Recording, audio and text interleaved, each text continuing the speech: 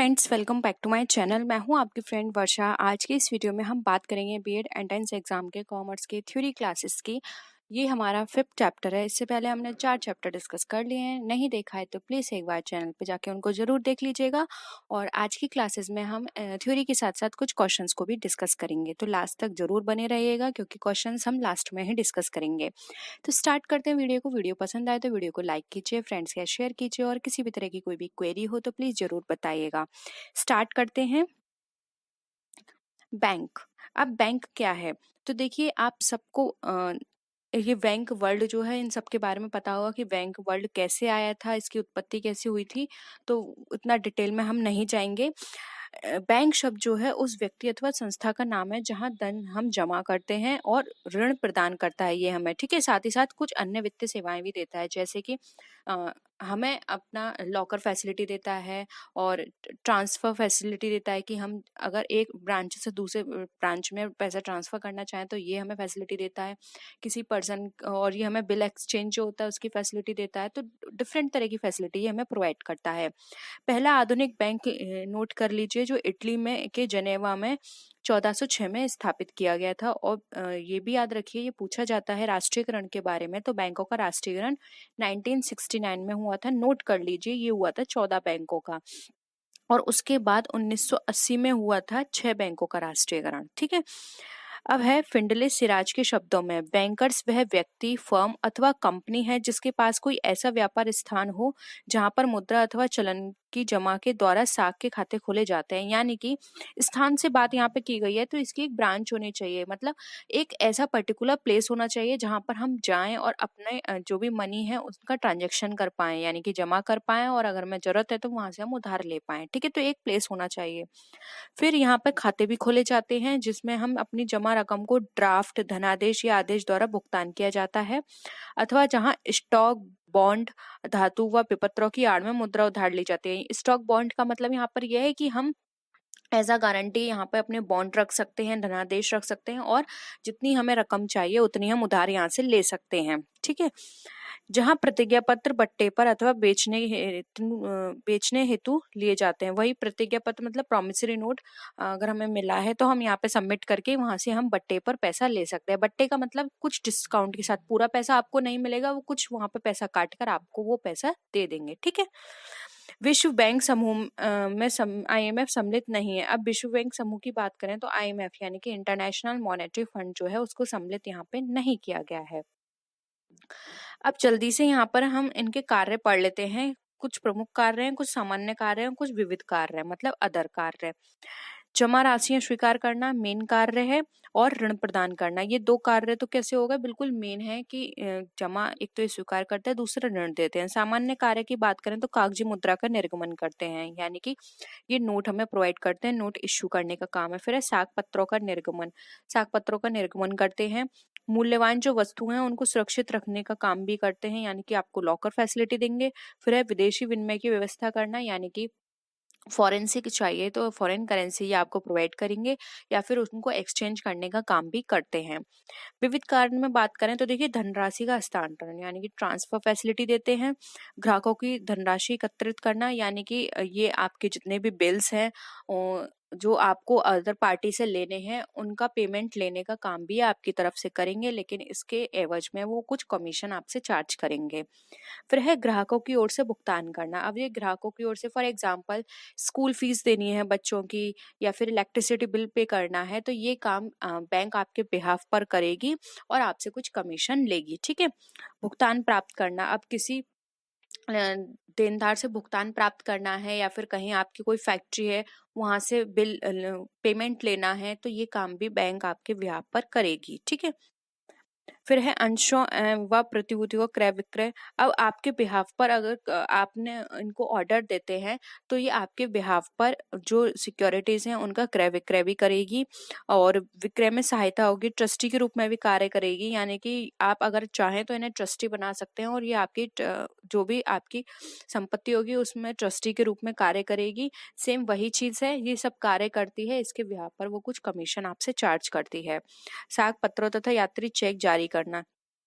अगर आपको साख पत्र चाहिए या फिर यात्री चेक चाहिए, यात्री चेक यानी कि ट्रैवलिंग चेक, जब आप बाहर जाते हैं तो इतना अमाउंट आप नहीं लेके जा सकते हो साथ में ट्रैवल पर्पस से, तो वहाँ पर आपको कुछ ट्रैवल चेक दिए जाते हैं जिसको आप पे करके वहाँ पे इजीली ट्रैवल कर सकते हैं। फिर है आर्थिक स्थिति की जानकारी देना। ये आर्थिक स्थिति की जानकारी आपको देगी। अगर आप वित्तीय परामर्श लेना चाहते हैं कि आपको कहाँ पर इन्वेस्ट करना है, तो इस तरह की एडवाइस भी आपको ये देती है। अंशों ऋण पत्रों का अभिगोपन करती है। अभिगोपन का मतलब यहाँ पर ये है, अगर ये किसी कंपनी का शेयर्स परचेस कर लेती है और उनको सेल आउट कराने का काम भी करती है, और अगर कोई भी शेयर्स उसके सेल नहीं हो पाते हैं कंपनी के, तो जो बचे हुए शेयर्स होते हैं उनको ये परचेस कर लेती है। फिर सूचना आंकड़े एकत्रित करना। अगर आप चाहते हैं कि किसी पर्टिकुलर चीज से रिलेटेड ये आपको सूचना दे या फिर आंकड़े दे, तो वो भी आपको ये प्रोवाइड करेगी, लेकिन इन सारी फैसिलिटी के लिए ये आपसे चार्जेस लेती है, ठीक है, क्योंकि कोई भी बैंक फ्री में काम नहीं करेगी, ये आपको भी पता है। अब बात करते हैं बैंकों के प्रकार की। अब तक बहुत बहुत सिंपल था, सब समझ में आ गया होगा। मैं जल्दी जल्दी इसलिए करा रही हूँ क्योंकि ये बहुत बड़ा चैप्टर है, लेकिन मैं चाहती हूँ आज ये चैप्टर कंप्लीट हो जाए, ठीक है। Kinds of bank. अब देखिए, हमारे पास विभिन्न प्रकार के बैंक होने के कारण हमने इसको दो पार्ट में डिवाइड किया। एक है आधुनिक बैंक और एक है हमारा देशी बैंक। आधुनिक बैंक देख लेते हैं कौन कौन से होते हैं। देखिए, आधुनिक बैंक में सबसे पहले बैंक आता है हमारा कॉमर्शियल बैंक, यानी कि व्यापारिक बैंक। व्यापारिक बैंक नाम से ही पता चल रहा है, जो लाभ अर्जित करने के उद्देश्य से बनाए जाते हैं, मुद्रा तथा साख में व्यवसाय करते हैं। इन बैंकों में जनता की प्राथमिक जमाएं साख निर्माण के का आधार होती हैं, यानी कि यहाँ पर जो जमाएं होती हैं वो साख निर्माण करती हैं।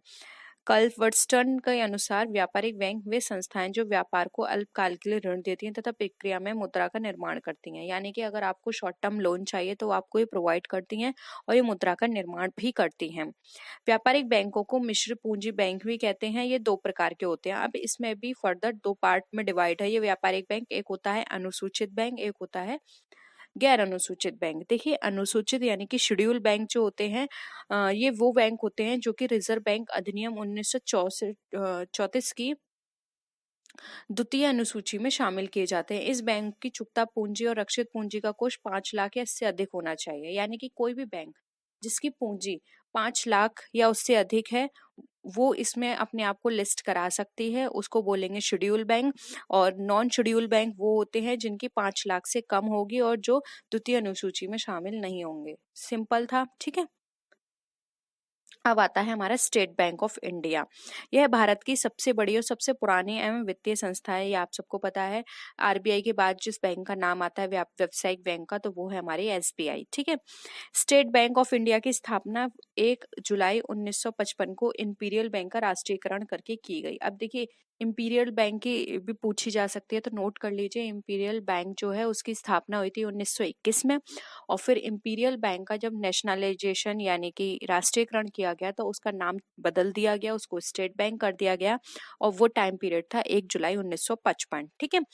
स्टेट बैंक मूल्यतः एक व्यापारिक बैंक है, इसलिए यह व्यापारिक बैंकों का सभी कार्य करता है एवं जिन स्थानों पर रिजर्व बैंक के कार्यालय नहीं होते वहां रिजर्व बैंक के एजेंट के रूप में भी कार्य करता है, ठीक है। यानी कि ये आपको लोन प्रोवाइड करता है, और भी जो अदर फैसिलिटीज अभी हमने पढ़ी थी, कार्य पढ़े थे, ये वो कार्य भी प्रोवाइड करता है, वो कार्य भी करता है। और जिस भी जगह पर स्टेट बैंक नहीं होती है, उनके कार्यालय नहीं होते हैं, तो वहां पर ये उनके एजेंट के रूप में भी कार्य करता है, ठीक है। अब डॉक्टर सेठी के शब्दों में देख लेते हैं।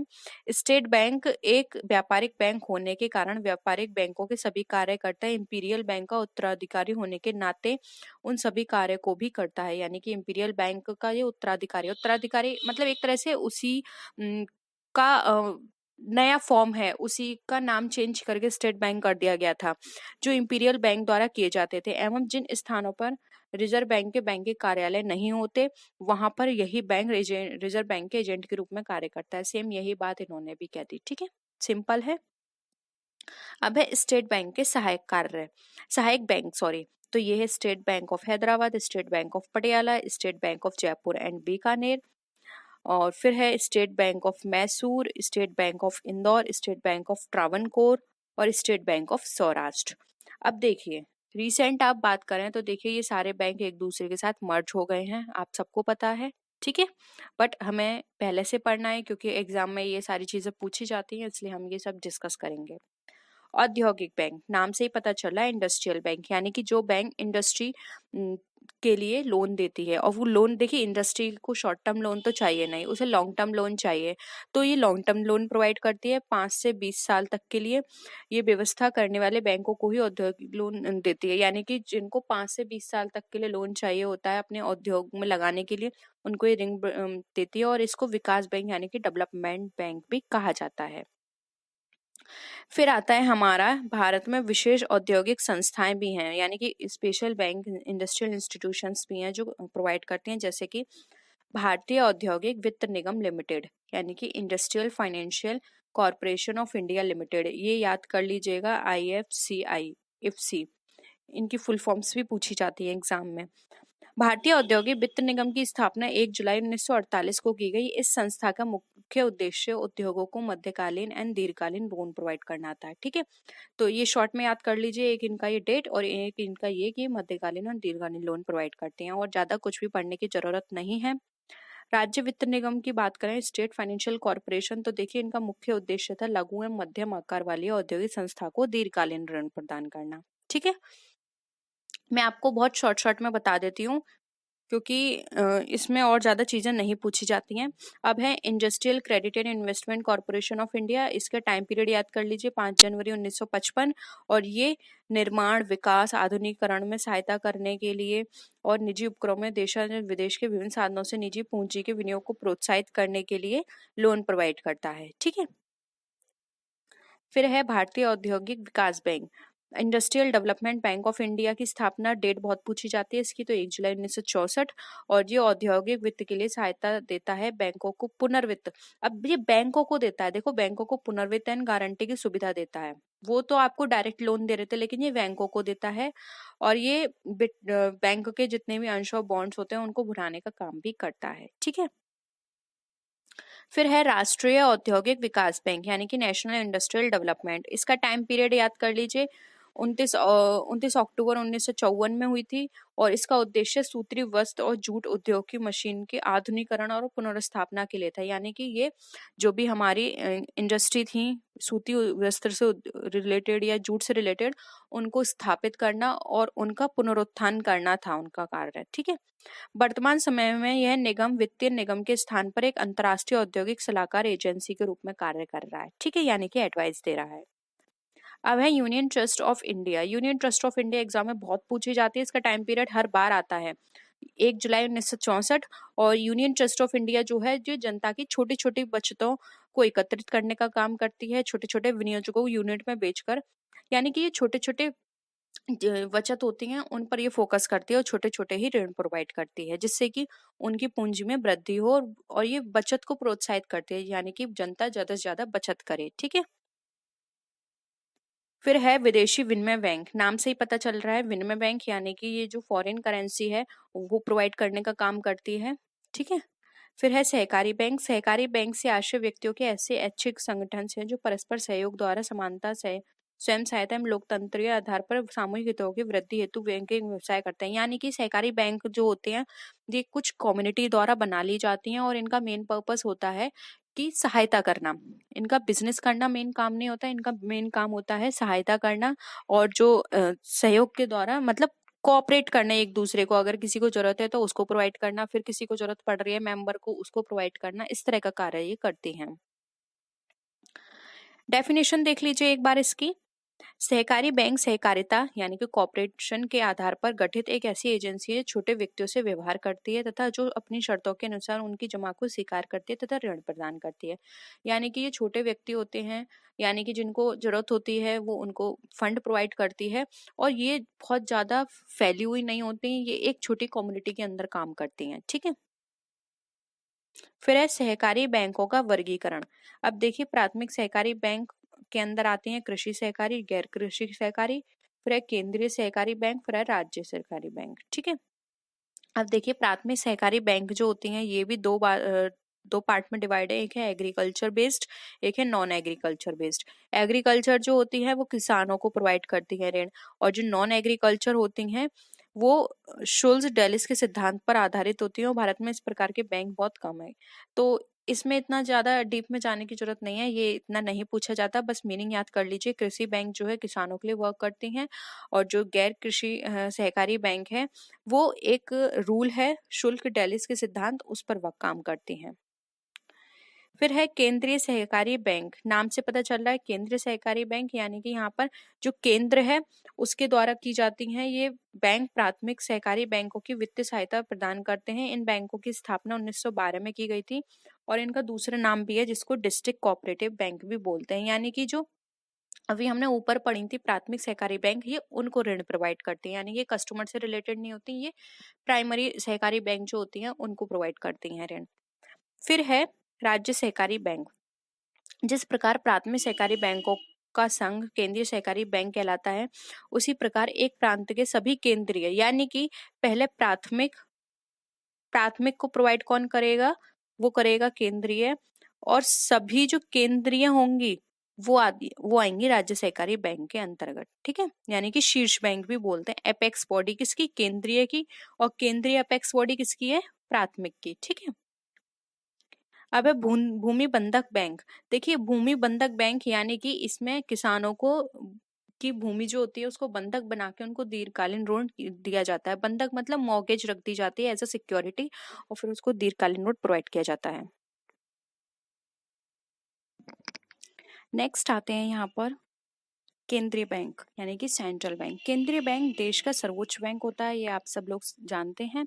देश के विधान के अंतर्गत इसे कुछ विशेष अधिकार प्राप्त होते हैं और कुछ शक्तियां भी प्राप्त होती हैं, जैसे कि अन्य बैंकों को प्राप्त नहीं होती हैं। अब ये आप जानते हैं कि हर कंट्री में एक होता है स्टेट बैंक अपना, वो सॉरी सेंट्रल बैंक अपना, जिसको हम रिजर्व बैंक ऑफ इंडिया के नाम से भी जानते हैं।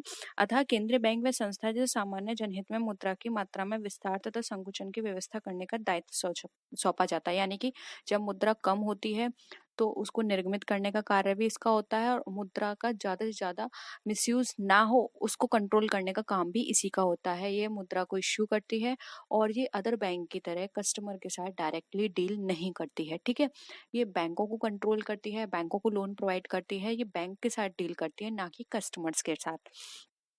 शाख निर्माण केंद्रीय का बैंक का कार्य नहीं है। अब शाख निर्माण किसका कार्य है, मैंने आपको बताया था। ये व्यावसायिक बैंक जो है हमारे state bank, bank of Baroda, जितने भी बैंक्स आते हैं उनका काम होता है। ये state bank sorry central bank का काम नहीं होता है। नेक्स्ट है सैमुअलसन। अब देखिए सैमुअलसन ने इसके लिए क्या डेफिनेशन दी है। केंद्रीय बैंक एक ऐसा बैंक है जिसे देश की सरकार अपने लेन देन के कार्य करने, व्यापारिक बैंकों को नियंत्रित करने तथा राष्ट्र की मुद्रा की पूर्ति एवं साख व्यवस्था के नियंत्रण में सहयोग देने के लिए स्थापित करती है। भारत का केंद्रीय bank reserve bank of India है। इसकी स्थापना 1 अप्रैल 1935 को हुई थी, तो ये डेट याद कर रख लीजिए। और इसका जो एक्ट है वो 1934 है। स्टूडेंट बहुत कंफ्यूज होते हैं, मेरी प्रीवियस वीडियोस थी उनमें ये क्वेश्चन आया था कि इसका एक्ट कौन सा है। तो स्टूडेंट्स मोस्टली सबने ये कहा था कि इस्टेब्लिश हुई 1935। 1935 देखिए 1935 में तो इस्टेब्लिश हुई है, लेकिन इसका जो एक्ट है वो 1934 है। और इस्टेब्लिशमेंट और इन्फोर्स दोनों में बहुत डिफरेंस है। तो कई बार इन्फोर्समेंट पूछा जाता है, इसका तो यही है, लेकिन और भी चीज़ों का याद कर लीजिए। इन्फोर्समेंट अलग हो सकता है, इस्टेब्लिशमेंट पीरियड जो है वो अलग हो सकता है। तो दोनों दोनों का जो सन है वो अलग अलग हो सकता है। तो आपको इस चीज का ध्यान देना है, क्योंकि एग्जाम में ये छोटी छोटी गलतियां आपका 1 मार्क्स काट सकते हैं। ठीक है, तो यहाँ पर आपको केंद्रीय बैंक समझ में आ गया। अब नेक्स्ट आते हैं, इन्हीं के बारे में थोड़ा सा और है। रिजर्व बैंक का प्रमुख कार्य भारत में मौद्रिक स्थिरता लाना है, यानी कि वही कमी ना हो और ज्यादा से ज्यादा उसका बहुत ज्यादा भी मार्केट में ना आ जाए मनी, ये भी देखना इसका काम होता है। देश के हित में मुद्रा तथा साख प्रणाली का संचालन करने से है। ठीक है, मार्केट में ज्यादा आ जाएगी तब भी उसकी जो परचेसिंग पावर है वो कम हो जाएगी, और अगर कम होगी तो वहां पर क्या होगा कि वो जो मुद्रा का जो प्राइस है वो भी वहां पर क्या हो जाएगा, बहुत बढ़ जाएगा। तो ये सारी चीजें ना हो, इसलिए इन सबको कंट्रोल करना आरबीआई का काम होता है। नोटों के निर्गमन का नियमन करना एवं रक्षित कोषों को रखना भी इसका काम है। अब बैंक्स के लिए कुछ यहाँ पे रिजर्व्ड अमाउंट कर दिया गया है कि इतना अमाउंट इन्हें रिजर्व बैंक के अंदर अपना सिक्योर तरीके से रखना है। ठीक है, इतना CRR होना चाहिए, इतना स्टैट्यूटरी रिजर्व होना चाहिए, तो वो इनको फॉलो करना पड़ता है। ML सिंघई के अनुसार रिजर्व बैंक ऑफ इंडिया केंद्रीय बैंक के सभी कार्यों को करता है, जैसे पत्र मुद्रा का निर्गमन। सरकार का बैंकर है ये। सरकार का बैंकर यानी कि सरकार के लिए काम करता है। मैंने आपको बताया डायरेक्ट कस्टमर के साथ डील नहीं करता। देश की बैंकिंग प्रणाली का नियमन, साख नियंत्रण, विनिमय नियंत्रण आदि, यह सभी बैंकिंग और वित्तीय मामलों, मौद्रिक नीति के प्रतिपादन आदि में सरकार के सलाहकार के रूप में काम करता है। देखिए इनकी डेफिनेशन में ना आपको आरबीआई के सारे फंक्शंस मिल जाएंगे। ये इन्होंने अपनी डेफिनेशन में जो जो बताया ये आरबीआई के फंक्शंस हैं, ठीक है। तो इसके अकॉर्डिंग भी आप आरबीआई के फंक्शंस इजीली समझ सकते हैं। अब देखिए यहाँ पर हम रिजर्व बैंक के फंक्शन की बात करते हैं, कंपैरिजन करेंगे सामान्य बैंकिंग के साथ। देखिए नोट निर्गमित करना, जमा प्राप्त करना, ये निर्गमित करने यानी इशू करने का काम करते हैं और ये सिर्फ प्राप्त करते हैं। ये सरकार का बैंकर है, ये अल्पावधि ऋण देता है, यानी कि ये एक तरह से हम कह सकते हैं जनता का बैंकर है। बैंकों का बैंक है, बैंकों का बैंकर मतलब यहाँ पे जो भी बैंक है हमारे व्यापारिक व्यवसायिक बैंक, उनको ये लोन प्रोवाइड करता है, इसलिए बैंकों का बैंक कहा गया है। विनिमय दर को स्थिर रखना होता है इसका काम, साख नियंत्रण करना होता है, समाशोधन गृह का कार्य है। आपने क्लियरिंग हाउस पढ़ा होगा, उसका काम करना केंद्रीय बैंक का काम है। कृषि साख की व्यवस्था करना, औद्योगिक वित्त व्यवस्था करना, क्योंकि मैंने आपको बताया था औद्योगिक वित्त व्यवस्था करना क्यों, क्योंकि जो भी औद्योगिक बैंक है उसको उन बैंक्स को लोन देना इनका काम है। बिल बाजार का विकास करना, प्रशिक्षण व्यवस्था करना और आंकड़ों का संकलन प्रकाशन करना, ये सब काम केंद्रीय बैंक के होते हैं। सामान्य बैंकिंग की बात करें तो अल्पावधि ऋण देना, अल्पावधि ऋण देना ये 2 बार हो गया। फिर है विपत्रों को भुनाना और क्रय विक्रय यानी कि बिल ऑफ एक्सचेंज का कार्य है। कृषि विपत्रों का क्रय विक्रय यानी कि जो भी किसान विकास पत्र होते हैं इनको बेचने का खरीदने का काम इनका होता है। विदेशी विनिमय विपत्रों का क्रय विक्रय करना इनका काम होता है। मूल्यवान धातुओं का क्रय विक्रय, वही कस्टमर अगर अपना ये फैसिलिटी लेता है बैंक से कि वो उनके बिहाफ पर खरीदे और बेचे, तो ये काम भी ये करते हैं। बहुमूल्य पदार्थों को सुरक्षित रखना यानी कि लॉकर फैसिलिटी प्रोवाइड करना। विश्व बैंक में खाता खोलना, ये सामान्य बैंकिंग का कार्य होता है। अगर आप फॉरेन बैंक में अपना अकाउंट खोलना चाहते हो तो ये आपकी हेल्प करेंगे फॉरेन बैंक में आपका अकाउंट ओपन करवाने में। फिर है अन्य राष्ट्रों के केंद्रीय बैंकों में खाता खोलना। अगर आप अन्य राष्ट्रों के केंद्रीय बैंक में खाता खुलवाना चाहते हो तो ये काम भी इनका होता है, ठीक है।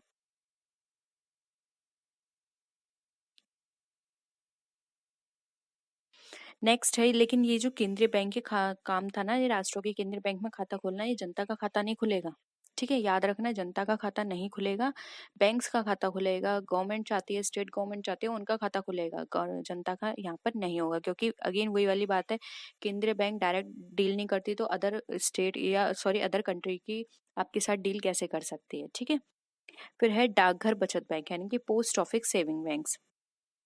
इसके अंदर क्या होता है, आपने देखा होगा कि कई लोग पोस्ट ऑफिस में भी सेविंग्स करके चलते हैं, तो वही इसका काम है कि पोस्ट ऑफिस जो है वो बैंक से मर्ज होता है और वो वहां पर भी सेविंग फैसिलिटी प्रोवाइड कराता है और आपको इंटरेस्ट मिलती है एक पर्टिकुलर टाइम पीरियड पर, ठीक है। फिर है क्षेत्रीय ग्रामीण बैंक यानी कि रीजनल रूरल बैंक। इन बैंकों की स्थापना 2 अक्टूबर 1975 में की गई थी। क्षेत्रीय ग्रामीण बैंक ग्रामीण क्षेत्र के कमजोर वर्गों, छोटे तथा सीमांत किसानों, भूमिहीन मजदूरों, इन सब के लिए ये व्यवस्था की गई थी, क्योंकि देखिए हर जगह हर गांव में, क्योंकि बहुत सारे गांव ऐसे हैं जहां पर अभी भी इन तरह की फैसिलिटी नहीं है, तो वहां पर एसबीआई, आरबीआई, सॉरी एसबीआई हो गया, बैंक ऑफ बड़ौदा हो गया, यूनियन बैंक हो गया, इनकी पहुंच नहीं है, तो वहां पर रीजनल रूरल बैंक जो होते हैं वो वर्क करते हैं। बैंक वहाँ के जितने भी किसान हैं, छोटे उद्यमी लोग हैं, मजदूर हैं, उनकी सेविंग्स वहाँ पे डिपॉजिट होती हैं, उनको लोन प्रोवाइड करते हैं,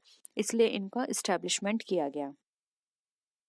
फिर है राष्ट्रीय कृषि तथा ग्रामीण विकास बैंक यानी कि national bank for agriculture and rural development, NABARD. इसकी टाइम पीरियड बहुत पूछी जाती है, लास्ट ईयर भी पूछा गया था, उससे पहले के एग्जाम्स में भी बहुत बार पूछा गया है, 12 जुलाई 1982।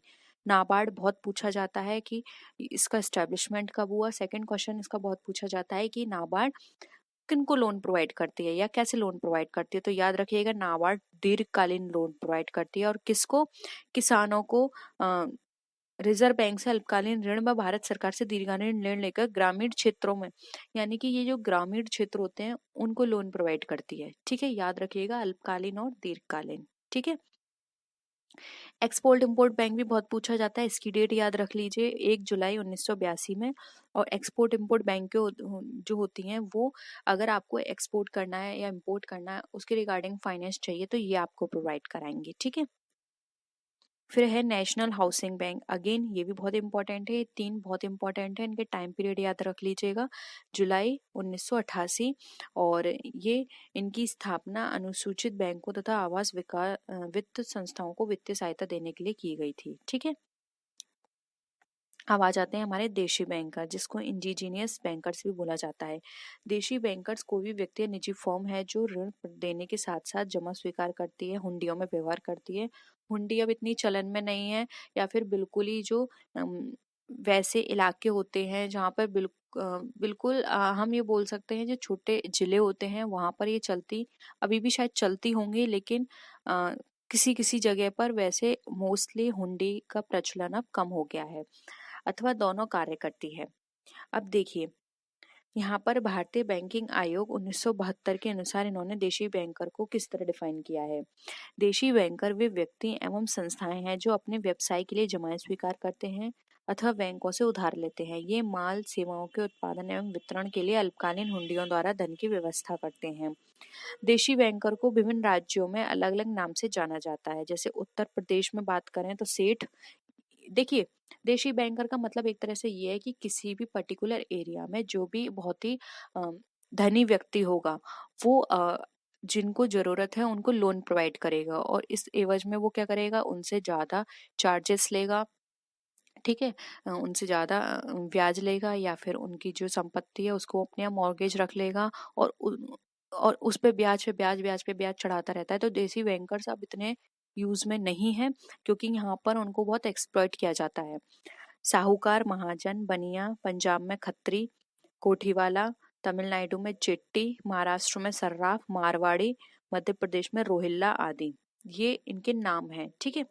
अब देखिए महाजन, महाजन बैंकर्स, महाजन या साहूकार वे व्यक्ति हैं जो अपने ग्राहकों को समय समय पर ऋण प्रदान करता है, परंतु ना तो जमा स्वीकार करता है और ना ही उनके में व्यवसाय करता है। देखिए महाजन जो होते हैं सिर्फ लोन प्रोवाइड करते हैं, और देखिए अगर इनका हिडन एजेंडा देखें तो इनका हिडन एजेंडा एक तरह से यही होता है कि ये लोन प्रोवाइड करेंगे और जो लोन ले रहा है ये उनकी संपत्ति को अपने पास रख लेंगे और उन पर इतना ब्याज लगाएंगे कि वो पूरी जिंदगी उनको नहीं चुका पाएगा और उनकी संपत्ति इनकी हो जाएगी, ठीक है।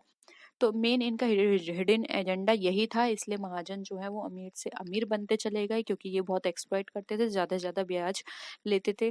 तो इन सबको रोकने के लिए ही ये बैंकिंग आई, और सरकार ने इसकी तरफ ज्यादा ध्यान दिया, तभी से जितने भी बैंक्स थे उनको स्टैब्लिश किया गया, उनका नेशनलाइजेशन किया गया।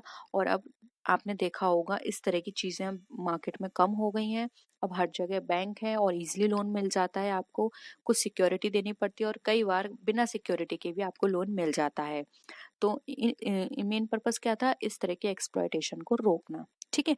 तो ये थे हमारा आज का टॉपिक, होप यहाँ पर आपको सारी चीजें क्लियर हुए होंगे। इसके रिगार्डिंग कुछ क्वेश्चंस हैं वो भी हम डिस्कस करेंगे। वीडियो कैसी लगी जरूर बताइएगा, ठीक है। बात करेंगे बैंकिंग हिस्ट्री के कुछ इंपॉर्टेंट क्वेश्चंस की। आप लोग रिक्वेस्ट कर रहे थे कि इस पे टॉपिक पे वीडियो बनाई जाए, तो कुछ क्वेश्चंस लेके आए हैं जो कि आपके एग्जाम में इंपॉर्टेंट है, पूछे जा सकते हैं।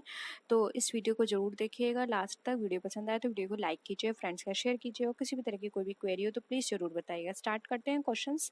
How many banks were nationalised in India in the year 1969? Friends बहुत कॉमन इंग्लिश है और मैं हिंदी में भी आपको समझाऊंगी, इसलिए मैंने इन क्वेश्चंस को हिंदी में भी नहीं लिखा है, ठीक है।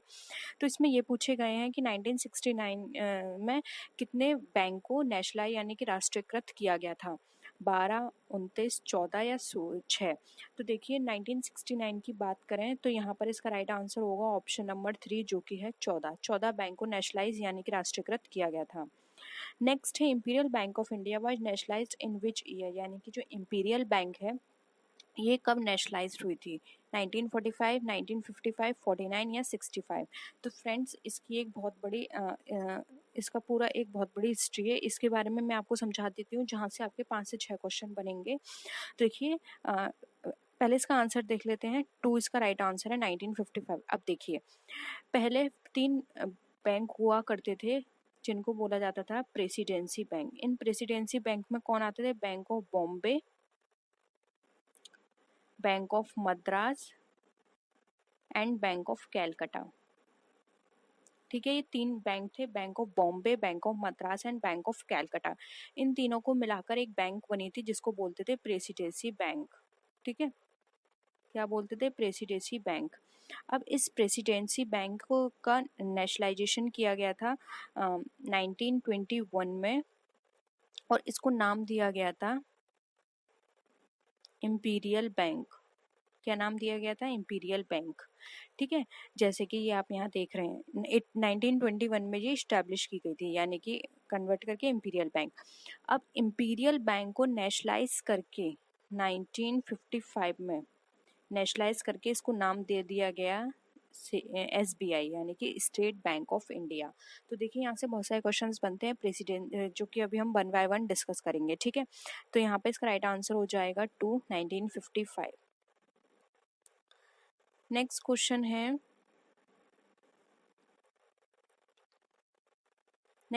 है, what was the state bank of India called before it was created through SBI act? यानी कि SBI एक्ट से पहले स्टेट बैंक को किस नाम से जाना जाता था? देखिए एक क्वेश्चन बन गया, bank of Hindustan, bank of Madras, imperial bank of India या इंपीरियल बैंक ऑफ कैलकाटा। तो इसको बोला जाता है imperial bank of India. Option 3 यहाँ पे हमारा राइट आंसर है। नेक्स्ट क्वेश्चन है, in which year was the banking regulation act passed in India? जो बैंकिंग रेगुलेशन एक्ट है वो इंडिया में कब पास किया गया था? 47, 1935, 49 या 1965? तो फ्रेंड्स, बैंकिंग रेगुलेशन एक्ट हमारा पास किया गया था 1949 में। ऑप्शन 3 यहाँ पे हमारा राइट आंसर है। नेक्स्ट क्वेश्चन पे आते हैं, ओरिजिनल हेडक्वार्टर ऑफ RBI वो located at which of the following place? यानी कि जो ओरिजिनल हेडक्वार्टर था RBI का वो कहाँ पे लोकेटेड था? कैलकाटा, बॉम्बे, दिल्ली या चेन्नई? तो देखिए यहाँ पे ओरिजिनल हेडक्वार्टर पूछा गया है, तो इस चीज़ का बहुत अच्छे से याद रखिएगा, तो कैलकाटा होगा। लेकिन अगर सिर्फ ये पूछते हैं कि where is the headquarter of RBI का हेडक्वार्टर कहाँ है, सिर्फ इतना क्वेश्चन है, ओरिजिनल या ओल्ड नहीं पूछा गया है, तो आप लिखेंगे मुंबई।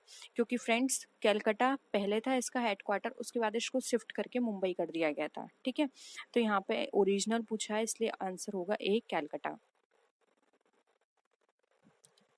नेक्स्ट क्वेश्चन है, the first bank of India जो कि है हमारा bank of Hindustan was nationalised established in year? जो इंडिया का पहला बैंक था बैंक ऑफ हिंदुस्तान, वो कब इस्टेब्लिश हुआ था? 1880, 1870, 1770 या 1775? तो ऑप्शन सी राइट आंसर है, जो कि 1770 को फर्स्ट बैंक इस्टेब्लिश हुआ था इंडिया का, जो था bank of Hindustan. Next question है, on which date was the reserve bank of India established? यानी कि जो रिजर्व बैंक ऑफ इंडिया है वो कब इस्टेब्लिश की गई थी? अप्रैल 1, 1935, जुलाई 12, 1982, जनवरी 1, 1949 या अगस्त 15, 1947? तो यहाँ पे रिजर्व बैंक ऑफ इंडिया की इस्टेब्लिशमेंट की बात करें तो ये इस्टेब्लिश हुई थी अप्रैल 1, 1935 में। तो ऑप्शन ए यहाँ पे हमारा राइट आंसर है। नेक्स्ट क्वेश्चन है, which was the first bank to introduce saving bank account in India? जो सेविंग बैंक अकाउंट है इंडिया में, वो फर्स्ट बैंक कौन थी जिसने इंट्रोड्यूस किया था? Bank of Hindustan, general bank of India, presidency bank या फिर बंगाल बैंक? तो फ्रेंड्स इसका राइट आंसर है option number 3, presidency bank. Next question है, second time nationalisation of more than 6 banks, more than नहीं आएगा फ्रेंड्स, 6 बैंक, टोटल 6 बैंक थी। ठीक है, 6 बैंक्स वर कंडक्टेड इन, ये 6 बैंक का सेकेंड टाइम में नेशनलाइजेशन हुआ था, वो कब हुआ था? 1975, 1980, 1985 या नन ऑफ द अबव? तो राइट आंसर है ऑप्शन नंबर 2, जो कि है हमारा 1980, 1980 में 6 बैंकों का दूसरी बार में राष्ट्रीयकरण किया गया था। नेक्स्ट है, reserve bank of India was establish under which among the following act? यानी कि रिजर्व बैंक ऑफ इंडिया है हमारा, वो स्टैब्लिश हुआ था किस एक्ट के अंदर? Reserve bank of India act 1930, reserve bank of India act 1921, reserve bank of India act 1934 या फिर नन ऑफ द अबव? तो friend reserve bank of India हमारा स्टैब्लिश हुआ था reserve bank of India act 1935 में। ठीक है, तो ऑप्शन सी यहाँ पे हमारा राइट आंसर है। नेक्स्ट क्वेश्चन है, the largest and oldest bank still in existence in, यानी कि सबसे बड़ी और सबसे पुरानी बैंक अब भी जो एग्जिस्टेंस में है वो कौन सी है? Punjab national bank, reserve bank of India, state bank of India या फिर नन ऑफ द अबव। तो राइट आंसर है ऑप्शन नंबर 3 जो कि हमारा state bank of India. Next question है, first bank established in India, यानी कि इंडिया में पहली बैंक कौन सी स्टैब्लिश की गई थी? Bank of India, bank of Hindustan, general bank of India या फिर नन ऑफ द अबव। तो फ्रेंड्स यहाँ पे इसका राइट आंसर है ऑप्शन नंबर 2 जो कि है हमारा बैंक ऑफ हिंदुस्तान। ये फर्स्ट बैंक थी इंडिया की जो कि इंडिया में स्टैब्लिश की गई थी। Which one among the following has not started commercial banking, यानी कि हमें इसमें से बताना है इसमें से कौन सी इंस्टीट्यूशन है जो कि जिसने कॉमर्शियल बैंकिंग स्टार्ट नहीं किया। SIDBI, IDBI, ICI and UTI. Full form मैं नहीं बताऊंगी, मैं आपको बहुत पहले भी बता चुकी हूँ इन सबकी फुल फॉर्म्स। आप सबको कमेंट सेक्शन में बतानी है इनकी फुल फॉर्म क्या होती है, SIDBI, IDBI, ICI and UTI की। मैं आपको बहुत बार बता चुकी हूँ, बहुत बेसिक है ये, ठीक है। अब यहाँ पे हम डायरेक्ट बात करते हैं कॉमर्शियल बैंकिंग किसने स्टार्ट नहीं की। तो देखिए इडबी, आईसीआई और यूटीआई इन तीनों ने कॉमर्शियल बैंकिंग में डील किया है, लेकिन सिडबी कॉमर्शियल बैंकिंग इन्होंने स्टार्ट नहीं करी है, इसलिए यहाँ पे ऑप्शन जो हो जाएगा ए हमारा राइट आंसर हो जाएगा। नेक्स्ट क्वेश्चन पे आते हैं। अब यहाँ पर हमें बताना है what is OTP in credit card transactions, यानी जब हम क्रेडिट कार्ड ट्रांजेक्शन्स करते हैं तो उसमें ओटीपी का क्या मतलब है। बहुत सिंपल है, old transactions password, owner is trading passcode, one time password या फिर वन टाइम पिन कोड। तो देखिए ओटीपी का मतलब होता है वन टाइम पासवर्ड, यानी कि जब आप ट्रांजेक्शन करते हैं क्रेडिट कार्ड के थ्रू या आप एटीएम कार्ड भी बोल सकते हैं, डेबिट क्रेडिट दोनों आ जाएंगे उसमें, तो वहां पर आपको एक ओटीपी मिलता है जिसको वन टाइम पासवर्ड बोलते हैं। आप उसके थ्रू उसको एंटर करके वहां पे अपना ट्रांजेक्शन कर सकते हैं। तो यहाँ पे ऑप्शन 3 हमारा यहाँ पे राइट आंसर है। बहुत सिंपल है, हम हर तरह के क्वेश्चंस डिस्कस करेंगे, तो आप ये मत सोचिएगा कि ये तो बहुत सिंपल है, ठीक है। नेक्स्ट है the powers of control, the powers of controllers of capital issues of India is now shifted to, यानी कि जो भी हमारे जो पावर है कैपिटल इश्यू की वो हमारी अब शिफ्ट हो गई है। कहाँ पे शिफ्ट हो गई है? मिनिस्ट्री ऑफ फाइनेंस में, SEBI, AMFI, ministry of corporate office. तो यहाँ पर बात की जा रही है कैपिटल इशू की। आप ये सारी चीजें छोड़ दीजिए, पर ये बात देखिए कैपिटल इशू हमारा कौन डील करता है, इस पर कंट्रोल कौन करता है, वो करता है हमारा सेबी, ठीक है। अब इसकी फुल फॉर्म क्या है ये भी आप कमेंट सेक्शन में बताइए, जिससे कि आपका भी रिवीजन हो जाएगा और मुझे भी पता चलेगा कि आप लोगों ने यानी हमारे जो भी प्रीवियस वीडियो है वो देखी है, तो आपको इन सब की फुल फॉर्म पता है, ठीक है। तो सेबी जो है वो यहाँ पर ट्रांसफर कर दिया गया है, सेबी के पास कंट्रोल इसका जो भी कैपिटल इश्यूज से रिलेटेड जो भी ट्रांजेक्शन्स होंगे, कोई भी प्रॉब्लम होगी, उन सबका फेयर सारी चीजें हो, सारी डीलिंग फेयर हो, ये सारी चीजें देखना सेबी का काम है, इसको कंट्रोल सेबी करती है। नेक्स्ट है which one of the statement is not true. अब इसमें से बताना है कौन सा स्टेटमेंट जो है वो हमारा सही नहीं है। फर्स्ट है institutional infrastructure facilities makes intelligence. जो इंस्टीट्यूशनल इंफ्रास्ट्रक्चर की फैसिलिटीज हैं वो हमें क्या बनाती हैं? इंटेलिजेंस बनाती हैं, इंटेलिजेंस होती हैं, सही है। एसटीसी यहाँ पे इसको ना कैपिटल कर लीजिएगा, एसटीसी, ठीक है। STC is the chief canalising agent का मतलब यहाँ पे आप चैनल कर लीजिए, चैनलिंग एजेंट, यानी कि जो एक्सपोर्ट इंपोर्ट में हेल्प करती है चैनल के थ्रू उनको सेल करवाने में। तो कैनलाइजिंग एजेंट यानी कि चैनलिंग एजेंट, जो आपने चैनल्स पढ़े हैं जो हेल्प करते हैं एक प्रोडक्ट को दूसरे पर्सन को सेल करवाने में, वो यहाँ पर इसका मतलब वो है। For export and import of agriculture products, IIPO, IIPO friends इसको भी आप कर लीजिएगा, कैपिटल आईआईपीओ है, ठीक है। आईआईपीओ organizes trade fairs and exhibitions. Letter of credit does not indicate that the bank will pay the value of imports to the exporter. अब देखिए यहाँ पर हमें बताना है not true, तो देखिए यहाँ पर हमने सीधे पकड़ लिया, यहाँ पे क्या है letter of credit does not indicate, यहाँ पे डज नॉट आ रहा है, जबकि लेटर ऑफ क्रेडिट तो ये हमारा इंडिकेट ही करता है कि जो भी इम्पोर्ट की वैल्यू है वो उसको पे करेगा एक्सपोर्टर को, ठीक है। तो यहाँ पे डज नॉट नहीं होना चाहिए था, इसलिए यहाँ पे ऑप्शन 4 हमारा क्या हो जाएगा? राइट आंसर हो जाएगा इसका। नेक्स्ट आते हैं, अब इसका जो हिंदी वर्जन है वो आप नीचे देख लीजिएगा। देखिए ये है question, which one is not finance company. अब इसमें से कौन सा फाइनेंस कंपनी नहीं है, जो एक वित्त कंपनी नहीं है, ठीक है। तो आप ये यहाँ पे देख सकते हैं, ऑप्शंस हैं hire purchase finance company, IRDA, mutual benefit finance company और लोन कंपनी। तो देखिए यहाँ पे हायर परचेस फाइनेंस कंपनी ये फाइनेंस प्रोवाइड करती है, म्यूचुअल बेनिफिट फाइनेंस कंपनी ये भी हमें फाइनेंस प्रोवाइड करती है, लोन कंपनीज जो होती हैं वो भी हमें फाइनेंस देती हैं लोन के टर्म में, ठीक है। अब यहाँ पे इरडा की बात आ रही है, तो इरडा कोई हमें फाइनेंस प्रोवाइड नहीं करती, ये एक रेगुलेटरिंग अथॉरिटी है जो कि रेगुलेट करती है। अब किस पे रेगुलेट करती है ये आप कमेंट सेक्शन में बताइए, क्योंकि इससे रिलेटेड भी मैं आपको एमसीक्यू करा चुकी हूँ। ये मैंने आपको बता दिया, एक रेगुलेटिंग अथॉरिटी है, रेगुलेट करती है। अब ये किसके ऊपर रेगुलेट करती है वो आपको कमेंट सेक्शन में बताना है कि इरडा कहाँ पे करती है। तो आप वहाँ पे साफ लिखिएगा कि आप जो भी क्वेश्चन लिख रहे हैं वो इरडा के बारे में लिख रहे हैं, तो इरडा जरूर वहाँ पे मेंशन कीजिएगा, ठीक है। नेक्स्ट क्वेश्चन है, The Securities and Exchange Board of India was not entrusted with the functions of। अब जो Securities Exchange Board of India है वो यहाँ पे entrusted नहीं करती फंक्शन, मतलब कौन सा कार्य यहाँ पे नहीं करती है वो बताना है।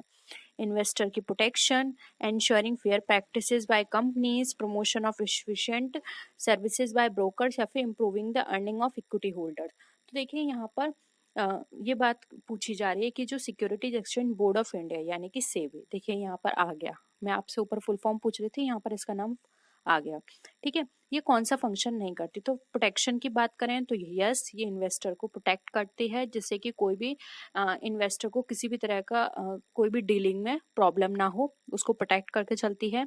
ये कंपनीज की फेयर डीलिंग भी देखती है कि वो सही काम कर रहे हैं, यानी इन्वेस्टर को किसी भी तरह के कोई भी एक्सप्लॉइटेशन तो नहीं हो रहा है इन्वेस्टर का कंपनी के द्वारा, ये उसका काम होता है, तो ये भी करेक्ट है। नेक्स्ट है promotion of efficient services by brokers. हाँ, ये भी चेक करती है कि जो भी ब्रोकर सर्विस दे रहे हैं वो उसको प्रमोट करती है, ठीक है। तो यहाँ पर नहीं पूछा है क्या नहीं करती, तो यहाँ पे ऑप्शन 4 राइट आंसर हो जाएगा।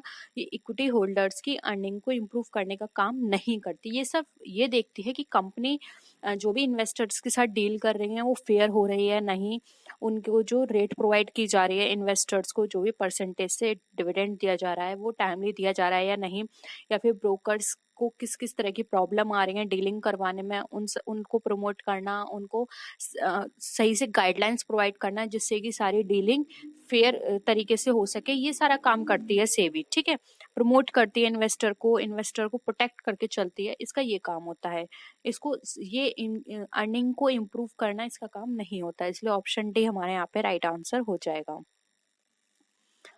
नेक्स्ट आते हैं, which one is not non marketable securities. अब इसमें से कौन सा नॉन मार्केटेबल सिक्योरिटीज नहीं है हमें ये बताना है। ऑप्शंस हैं corporate securities, bank deposit, deposit bit companies या फिर पोस्ट ऑफिस सर्टिफिकेट डिपॉजिट। तो देखिए यहाँ पे नॉन मार्केटेबल सिक्योरिटीज की बात की जा रही है। देखिए नॉन मार्केटेबल में जो बैंक डिपॉजिट है ये भी नॉन मार्केटेबल में नहीं आती, ये कौन सी है, मार्केटेबल है। डिपॉजिट बिट कंपनी ये भी मार्केटेबल है, जबकि पोस्ट ऑफिस सर्टिफिकेट ये भी मार्केटेबल है। हमें यहाँ पे नॉट पूछा गया है, सॉरी यहाँ पे नॉट नॉन मार्केटेबल सिक्योरिटीज पूछा गया है, जबकि ये सारी चीजें हमारी नॉन मार्केटेबल में आती हैं। यहाँ पर अगर हम कॉर्पोरेट सिक्योरिटीज की बात करें तो ये नॉन मार्केटेबल सिक्योरिटीज नहीं है। कैसे नहीं है, क्योंकि फ्रेंड्स ये जो सिक्योरिटीज होती हैं ये कंपनी सिक्योरिटीज होती हैं, इनके अंदर वो सारी जो हम बोलते हैं फीचर्स वो इंक्लूड नहीं होते, इसलिए हम इसको नॉन मार्केटेबल सिक्योरिटीज नहीं बोल सकते। अब ये किस तरह की सिक्योरिटीज होती हैं, जैसे कि आप शेयर हो गया, हमारा डिवेंचर हो गया, कॉमर्शियल पेपर हो गए कंपनी के, ये सारी चीजें हमारी कॉर्पोरेट सिक्योरिटीज के अंदर आती हैं, इसलिए नॉट नॉन मार्केटेबल सिक्योरिटीज में हमारा जो राइट आंसर होगा वो होगा ऑप्शन नंबर 1 जो कि हमारा कॉर्पोरेट सिक्योरिटीज। नेक्स्ट आते हैं,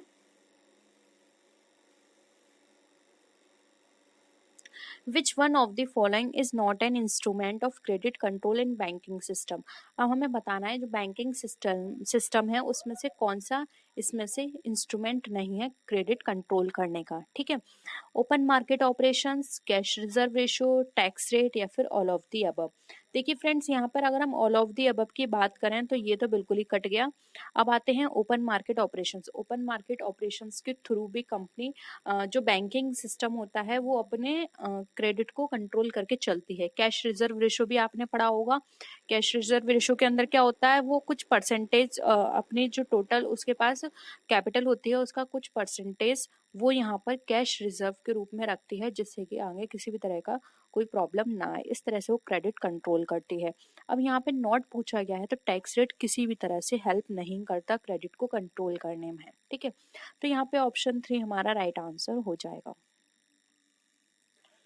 नेक्स्ट आते हैं, which of the following is not a function of rural bank. अब इसमें से कौन सा रूरल बैंक का फंक्शन नहीं है, हमें ये बताना है। To accept deposit, to waive loans, to grant advantage, to supply input to farmers.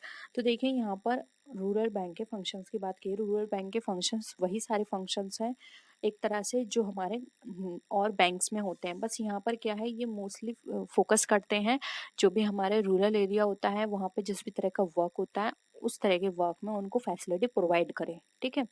बस वहाँ पे एरिया अलग होता है, काम सारे सेम होते हैं। जैसे कि टू एक्सेप्ट डिपॉजिट, ये डिपॉजिट एक्सेप्ट करती है। To waive loans, loans provide करती है। टू ग्रांट्स एडवांटेज, ये उनको एडवांसेस भी देती है।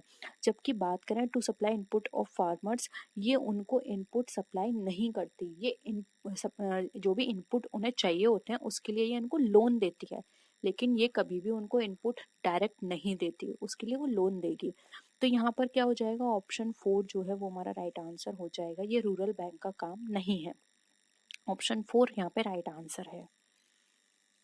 नेक्स्ट है, अब देखिए यहाँ पर आपको यहाँ पे इसका क्वेश्चन दिख रहा है। ऑप्शंस यहाँ पे मुझे नहीं लगता आपको हिंदी में चाहिए। Away from which date have all bank started sharing their ATM, इसको भी कैपिटल कर लीजिएगा, एटीएम, ठीक है। ATM force of cost for transactions. अब यहाँ पर ये बात की जा रही है कि किस डेट से सारे बैंक ने एटीएम ट्रांजेक्शन्स के लिए उसको यूज़ करना स्टार्ट कर दिया यहाँ पर, ठीक है। कॉस्ट की बात की जा रही है, एटीएम के कॉस्ट की, ठीक है, कॉस्ट उनसे लेना। अब देखिए जनवरी 1 2009, अप्रैल 1 2009, जुलाई 1 2009 या फिर सितंबर 1 2009। तो बात करें तो एटीएम के लिए जो कॉस्ट थी वो इन्होंने स्टार्ट कर दी अप्रैल 1 2009 से, ठीक है, सारे बैंक्स ने। तो ऑप्शन 2 यहाँ पे हमारा राइट आंसर है। नेक्स्ट है, which of the following is not the fund based business of commercial banks. अब इसमें से कौन सा फंड बेस्ड बिजनेस नहीं है कॉमर्शियल का, वो हमें ये बताना है। DP operation, loans, deposit, depositing bills. तो देखिए यहाँ पे फंड बेस्ड बिजनेस की बात करें तो देखिए आपने लोन पढ़ा है, डिपॉजिट पढ़ा है, डिपॉजिटिंग बिल पढ़ा है, ये सारे फंड बेस्ड बिजनेस के पार्ट है। लेकिन बात करें डीपी ऑपरेशन की तो ये यहाँ पे इसका आंसर नहीं है। अब ये बात आप समझ लीजिए डीपी ऑपरेशंस क्या होता है। तो डीपी ऑपरेशंस ये एक तरह से जो भी डिपॉजिटरी पार्टिसिपेंट्स होते हैं उनके साथ जो भी प्रोसेसिंग होती है, ऑपरेशन स्टार्ट होता है बिजनेस के अंदर, तो वहाँ पे उनके बीच एक किसी एक तरह से यहाँ पर कांटेक्ट कर लिया जाता है कि हाँ, मतलब एक प्रोसेसिंग उनके साथ स्टार्ट करने के लिए उनको जो भी फॉर्मेलिटीज़ होती हैं वो करवा ली जाती हैं इसके अंदर, जिससे कि वो डिपॉजिटरी पार्टिसिपेंट्स वहाँ के लीगल बन जाएं, ठीक है। तो उसको बोला जाता है डिपॉजिटरी पार्टिसिपेंट्स कॉरपोरेशंस, ठीक है। तो यहाँ पे क्या हो जाएगा, ऑप्शन जो होगा वो हमारा 1 राइट आंसर हो जाएगा।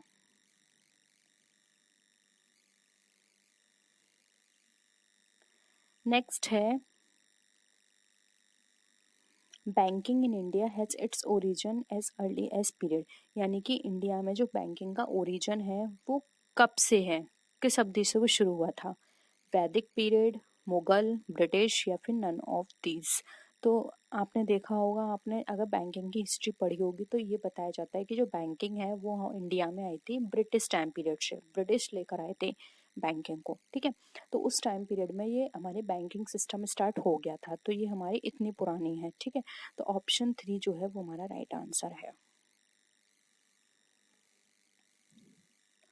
नेक्स्ट है, the maturity period of treasury bill is. अब जो हमारा जो ट्रेजरी बिल की जो मेच्योरिटी है वो कब कब है ये बतानी है। 91 days, 364 days, both A and B या फिर नन ऑफ द अबव। तो फ्रेंड्स यहाँ पर आप देखिए 91 डेज और 364 ये दोनों ही मैच्योरिटी डेट होती हैं, ट्रेजरी बिल की पीरियड होता है। तो ऑप्शन 3 यहाँ पे हमारा राइट आंसर हो जाएगा, बोथ ए एंड बी। अब देखिए यहाँ पर आप एक चीज़ को समझ लीजिए, टोटल जो ट्रेजरी बिल्स होते हैं वो हमारे कितने टाइप के होते हैं, 5 टाइप के। और ये ट्रेजरी बिल इंट्रोड्यूस कब हुआ था, ये इंट्रोड्यूस हुआ था 1986 में, ठीक है। कितने टाइप्स के होते हैं, एक होता है 14 डेज का, फिर होता है अगेन 14 डेज का, लेकिन इसको इंटरमीडिएट बोलते हैं, ठीक है, इंटरमीडिएट। एक होता है 91 डेज का, एक होता है 182 डेज का, और एक होता है 364 डेज का। यानी कम से कम डेज कितने होने चाहिए, 14, और ज़्यादा से ज़्यादा 364, ठीक है। ट्रेजरी बिल 1 साल से ज़्यादा के नहीं होते हैं, ठीक है। तो ये थे इसके आंसर्स, ठीक है। तो ये थे आज के क्वेश्चंस। आई होप आपको सारी चीज़ें क्लियर हो गई होंगी। किसी भी तरह की कोई भी क्वेरी हो तो प्लीज़ ज़रूर बताइएगा। तो फ्रेंड्स, नेक्स्ट वीडियो में आपसे फिर मिलते हैं हम और भी अच्छी वीडियोज़ के साथ। तब तक के लिए टेक केयर, बाय बाय।